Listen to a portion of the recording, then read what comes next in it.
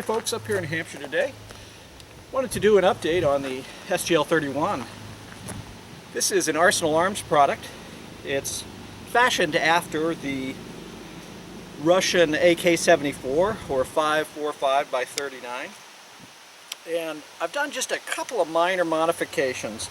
The first is I've installed the Krebs Custom safety lever here, which is far easier to operate than your conventional AK. It has this little thumb or finger detent that you can move and rapidly adjust the safety on or off. The other thing it has the ability to lock the bolt back, and I'll show you that in just a minute. I've also put on a single point sling adapter. This is the Echo 9.3 version, and I'll tell you, that's really great, because one of the things that AKs aren't especially known for are great slings. They come with a conventional sling, and the manual of arms has them, you know, you're shooting a gun and then you throw it over your shoulder and you do all this stuff, which is great, nothing wrong with that. But for a guy who's primarily an AR shooter, I really like the single point sling and the ease of that and the way that operates. I've also put on this a very inexpensive Surefire Vortex. And this Vortex Surefire red dot allows you to have that red dot use similar to an aim point, although this is much less expensive than an aim point. I have aim points for my ARs, I just didn't want to spend the money, quite frankly. So I really do like that feature. I've also got a mounting system here, sort of the conventional way that the Russian military mounts their optics on, with a side mount here. The nice thing about the side mount is you can just pop it off and then just slide it off, and all of a sudden you're just going with your conventional AK setup, no sight. So what I found in using this is it allows you to rapidly take off the sight if you want, or in this case the red dot, and then, you know, shoot conventional iron sights. So this is what the configuration of the gun looks like. This version has the side folder. So you have a side folder, which is, you look at how small that profile is, it's really pretty darn cool. Not real practical to shoot, although it can be done. And then you simply, you know, you've got your full-size gun here. So we got some plates out here, and we're going to shoot it in just a minute. I'll give you my impressions. I have shot this gun a lot, and I like it a lot. So rather than me talking anymore, let's go ahead and shoot the darn thing and see what it looks like. Okay, so now we're going to go ahead and shoot this Arsenal Arms gun. I think you're going to see how little recoil there is.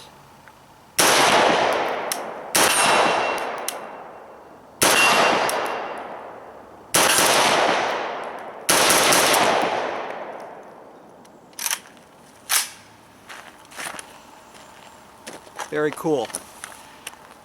We'll flip this around so you can take a look at the targets I'm shooting at down there and just get a sense for what that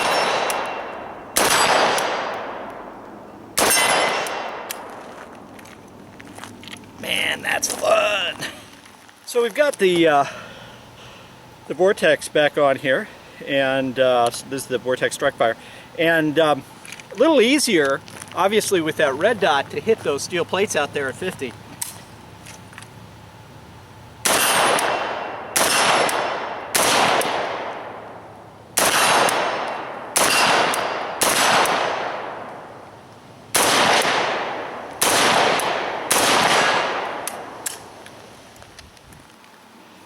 So now I've got a target out there, just do some fast fire, give you a sense of how controllable this gun is. Part of that is the round, the 5.45 by 39 is a very light recoiling round, and then this is a very effective muzzle brake that you see on the front of the gun that the Russians have designed.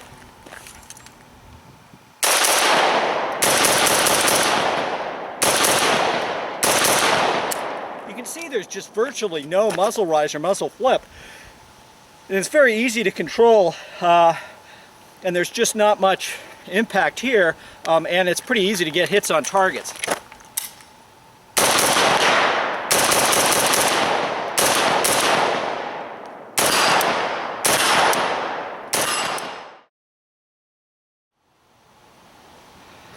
Okay, we're going to put our seltzer water to the test out there.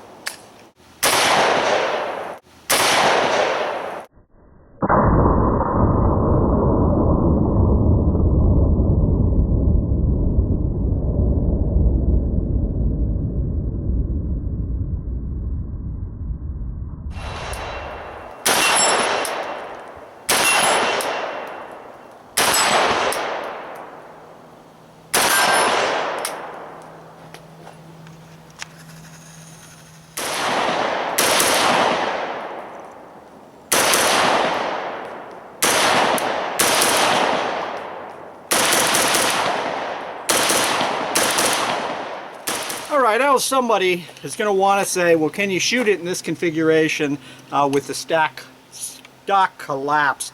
And the answer is yes, you can. Again, I don't think this is particularly practical, but you could do it.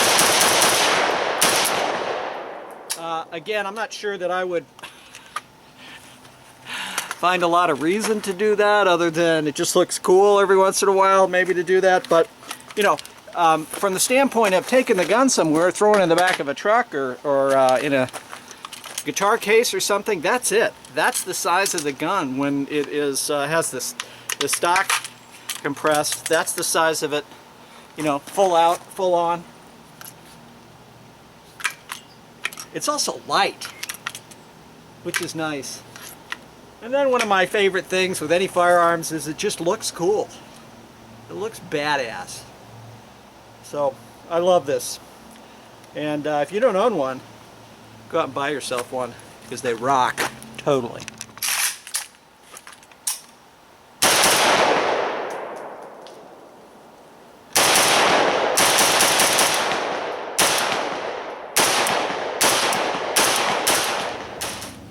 So the bottom line is, I think these Arsenal Arm products are just outstanding. The 5405 by 39 cartridge is really, really fun to shoot. Very inexpensive, and if you like shooting these lighter calibers, it's about a third, maybe even 40% less than the 5.56 ammo. So if you like to shoot a lot, you enjoy this platform. It's really very, in my mind, it's a very good deal. So, and just closing out, I mentioned the deal here by the Krebs Custom folks. This allows you, the safety allows you to lock the bolt back. And how many times have we been shooting ARs or AKs and we've been frustrated because we can't lock that bolt back? Well, this is a great addition to have, and I really like it. I just think it's fabulous. So that's very cool. And then the other thing about the mount here and the scope is that it does allow you, because of the way the scope is set up, to actually have the iron sights as a backup. So you can look right through this if you use this type of mounting system and use the iron sights. And again, if you decide you don't want it, you just take it right off. And once you've taken it off, you're good to go. You've got your AK in its configuration.